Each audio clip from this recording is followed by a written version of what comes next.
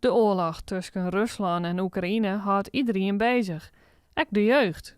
Op het Lauwers College in Boetenpost wordt daarom de actualiteit inpast in de les maatschappijleer. Actualiteit is op zich het makkelijkste om de stof in te verwerken.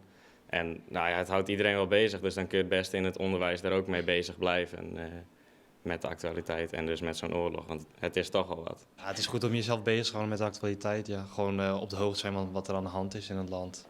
Dat is belangrijk, vind ik zelf. Ik ga ervan uit dat ze het wel innemen. En als ze het ingenomen hebben, dan ja, wat gaan wij er dan tegen? Het ligt eraan hoe snel zeg maar, Oekraïne in de Europese Unie komt. Want daar zitten ze nu ook mee bezig, want hij heeft al overeenkomsten daarmee, maar het moet nog gestemd worden. Het is net best de oorlog, maar het is wel vaak wat interessanter dan de stof dat elke keer in het boek had, just.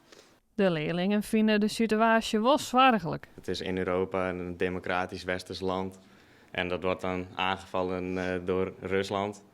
En nou ja, dat komt dan toch wel dichtbij, want normaal in het nieuws hoor je wel het Midden-Oosten en zo. Overal is dan oorlog en weet ik veel wat.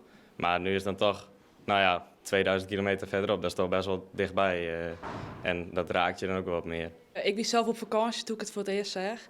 Dus we zetten toen de televisie aan en zagen we niet eens dat Rusland en Oekraïne hier invallen. Nou, helemaal bizar, ja.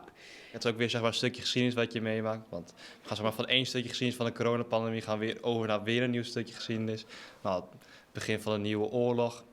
Nou ja, ik weet niet, het is gewoon heel zorgelijk en het is heel raar om het te beseffen dat Oekraïne is binnengevallen door Rusland.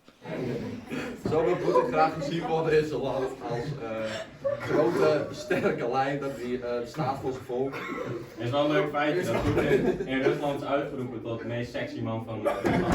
Ja, waarschijnlijk ook de enige deelnemer. Maar... Ja, hij was ook de enige die op stemmen waarschijnlijk. Ja, wat vind je hem van die Poetin?